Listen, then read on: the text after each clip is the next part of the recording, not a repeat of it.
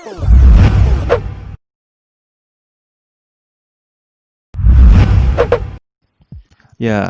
assalamualaikum Sobat Sabah. Sebelumnya saya minta maaf karena udah lama nggak upload.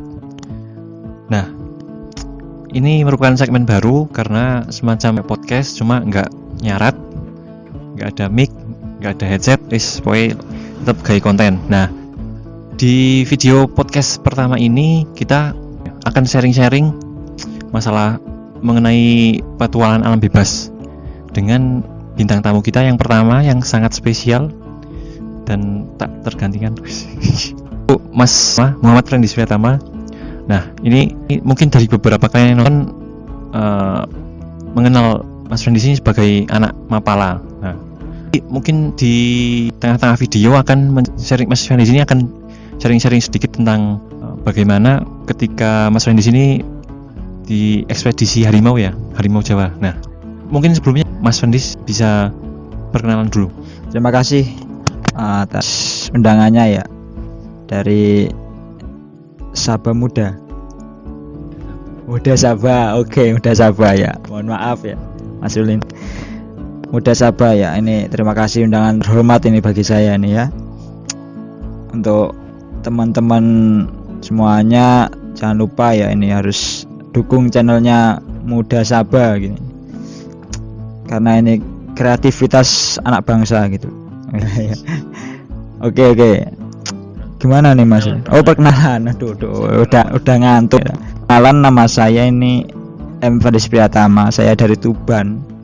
Sedang menempuh jenjang perkuliahan di UIN Sunan Kalijaga. Ya gitu ya. Satu jurusan ya? Oh, bukan. Fakultas. Tetangga. Ya. Artinya saya bergelut di dunia kepencintaan alaman ya, mungkin karena hobi gitu aja ya, karena banyak teman-teman yang suka jelajah, suka petualangan alam bebas gitu. Karena memang dalam situasi seperti itu kita dapat mengerti tidak hanya di lingkungan selubul kota saja, kita harus perlu adanya sadarnya ada ruang lingkup yang perlu dijaga gitu maksudnya. Itu dalam alam yang memang harus kita jaga dan lestarikan gitu. Itu aja. Oke. Jam 12, makanya kalau agak ngantuk nih dimaafkan. Oke. Mas Frendis ini dulu mulai suka muncak tuh dari tahun atau dari kelas berapa? Kalau muncak sendiri itu saya mengerti tahun 2015. Itu kalau nggak salah tepatnya setelah puasa gitu.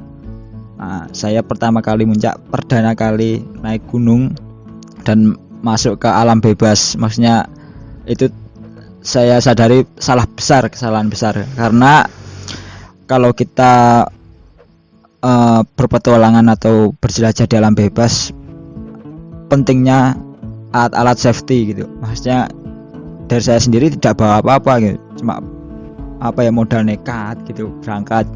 Nah, itu di Pasuruan, di Purwosari, Gunung Arjuna gitu. Kalau bisa dicek jalur Purwosari Arjuna gitu aja. Itu memang ya petilasannya banyak sekali, sampai pos berapa itu. Pokoknya sampai pos 4 saya lebih. Nah, itu di situ panjang ceritanya. Awal mulanya memang seperti kayak rencana gitu, yuk muncak yuk ya, enak, seneng gitu. Akhir SMA. Ya, SMA kelas 2 kalau nggak salah. 2015 itu tanpa membawa apapun, cuma carrier 1 dan sepatu pun nggak safety, cuma sepatu cat biasa itu, sepatu cat. Itu terus awal muncaknya kita dari Lamongan kalau nggak salah, Lamongan terus ke Pasuruan, naik bis terus kita udah seneng itu, udah nyampe base camp puncak kan, base camp pendakian kan, dan akhirnya kabar buruk pun terjadi di situ. Kabar buruknya pos pendakian di base camp pendakian untuk Via Purwosari ditutup karena seminggu sebelumnya saya datang itu ada kejadian yang kita perlu kita akhirnya ya kita juga turut berduka cita atas meninggalnya salah satu sahabat atau saudara pencinta alam dari Surabaya kalau nggak salah. Itu di atas kalau nggak salah beritanya sambar petir. Nah, karena itu waktu itu musim hujan kalau nggak salah, masih musim hujan. Nah, di situ memang seminggu sebelumnya itu ada kejadian seperti itu, jadinya pos pendakian basecamp via Purwosari Arjuno ditutup, tidak boleh sampai puncak tapi sampai pos berapa gitu.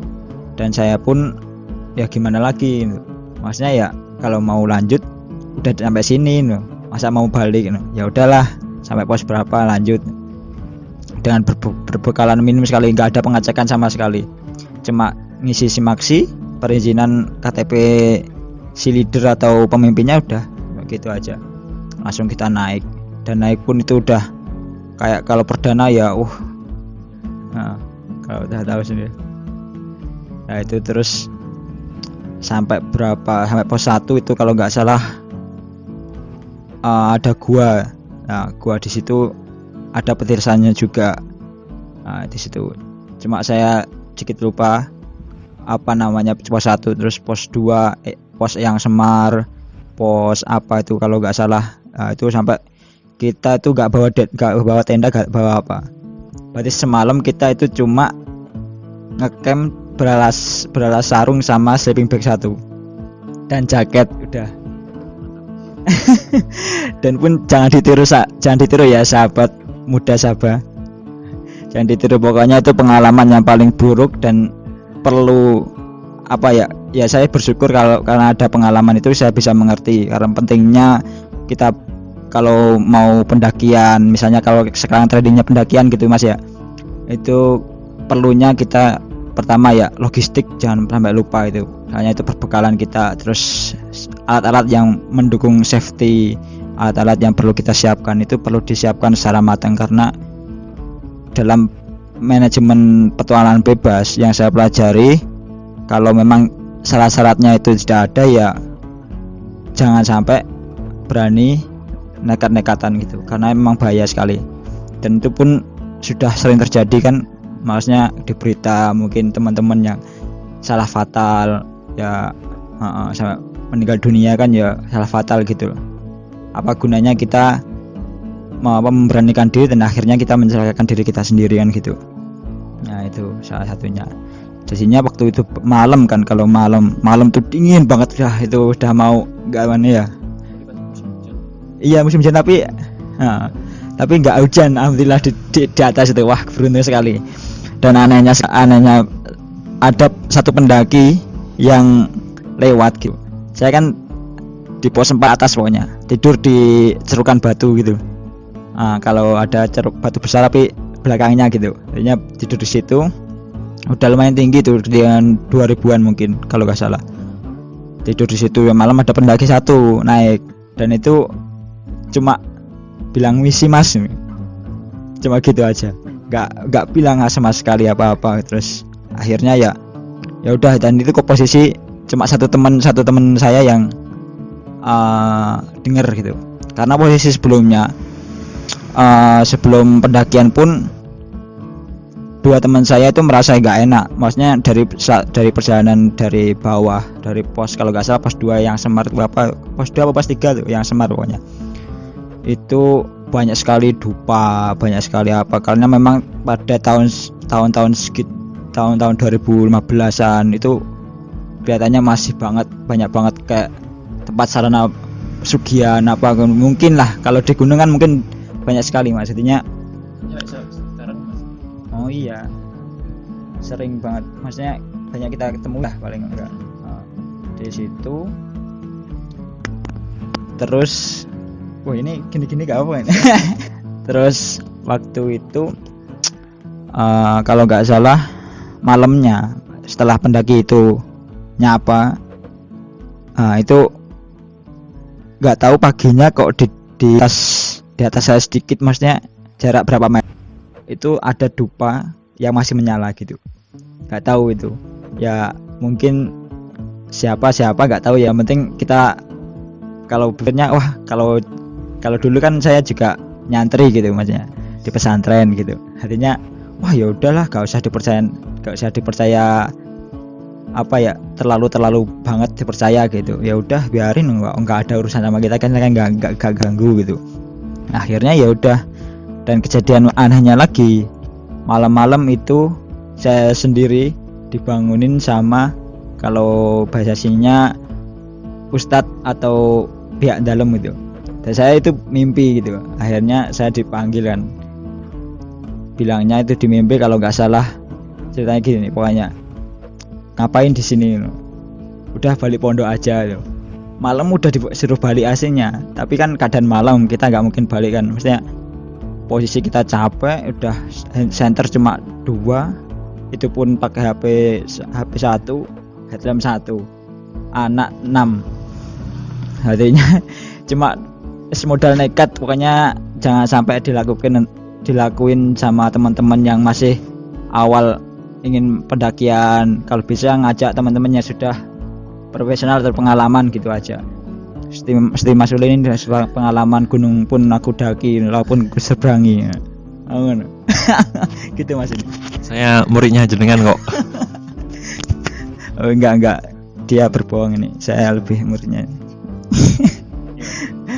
Jadinya emang kalau awal pendakian gitu, awal alam saya sendiri mengenal alam bebas di Gunung Arjuna. Dan jalurnya pun kalau mungkin teman-teman bisa lihat dan searching, jalurnya Purwosari itu sangat, kalau kemiringannya lebih tajam daripada jalur-jalur yang lain, dan bebatuan rata-rata. Lah, itu kesan pertama kenapa kok sampai sekarang apa ya?